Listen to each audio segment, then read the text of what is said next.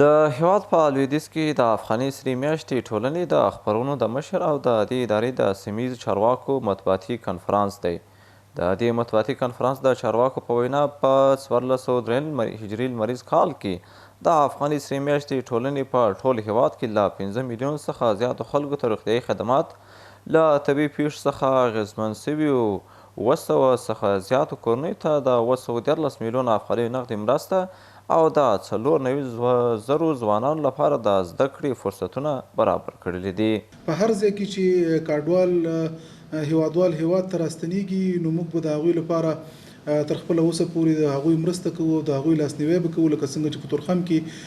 تاسې به په رسنیو کې لیدلي وي هم وي. افغاني سرې میاشتې تر ډېره کچه پورې د هغوی مرستې ته تابیا نیولې، اوس هم هلته ټیمونه شته. همدارنګه که د ایران هیواد نه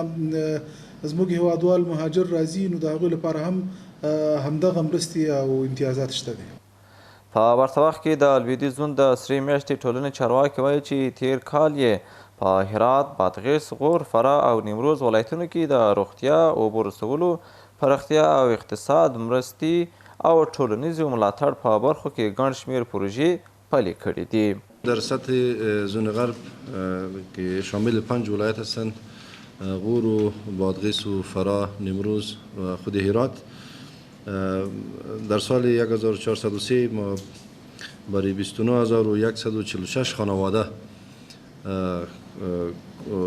خانواده‌های متضرر از حوادث طبیعی و غیر طبیعی که سیلاب، زلزله، آتش سوزی و خانواده بی‌وضاحت کمک‌های بشردوستانه، پول نقد،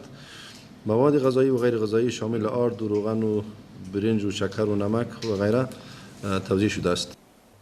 دا په داسې حال کې ده چې د افغاني سرې میاشتې ټولنې تیر کال په ګلران او زینجان ولسوالۍ کې د زلزلې ځپلو لپاره 288 کورونه جوړ کړل او په ګلران ولسوالۍ کې د 60 نورو کورونو د جوړولو کار هم روان دی.